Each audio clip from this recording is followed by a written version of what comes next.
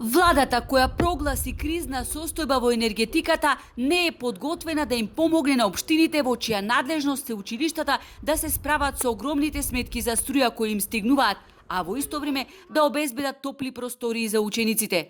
Блок дотациите за образование кои ги добиваат општините ни оддалеку не се доволни, вели охридскиот градоначалник Кирил Пецаков. Цената на електричната енергија, додава тој, ќе биде сериозен удар на нашата амбиција за чистење на долговите на училиштата во цела држава.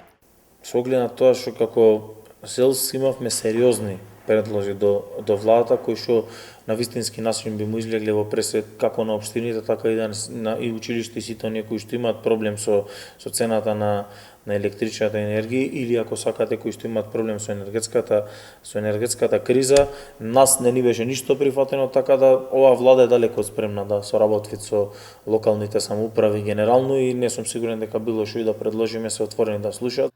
Ако досега за време на грејна сезона училиштата плаќаа околу 200.000 денари за струја, оваа зима цените ќе бидат баснословни. При тоа, во дел од училиштата во земјава се уште има лошо парно грејење и стари инсталации, па поради лошата изолација дополнително се уклучуваат и греалки. Ова е реална слика во голем број училишта низ држава. Градоначалникот на Кочани предлага училиштата да плаќаат струја како за домакинства, а не индустријска. Сериозен проблем е во делот на обезбедувањето на средства. Има енергенци, но цените се вртоглаво отидени со 4-5 пати повисоки од износите кои ги плаќавме во изминатиот период.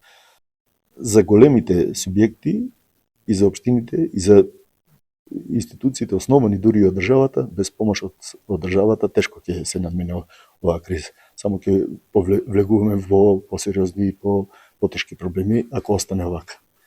За Папазов тенденциозна е изјавата на Бектеши, кој неодамна истакна дека училиштата биле виновни што навреме не склучиле договори со добавувачи на електрична енергија. Ние, вели тој, во 2 наврати за оваа намена правевме ребаланс на буџет и распишувавме тендери. Во дел од училиштата низ држава ќе се рационализира грејењето во ходниците и салите.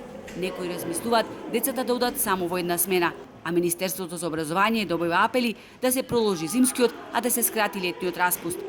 Сите општини размислуваат за поставување на фотоволтаични системи во училиштата, но покрај тоа што постапката трае долго, прашање е дали училиштата реално ќе можат да ги одржуваат истите без да вработат дополнителен кадар.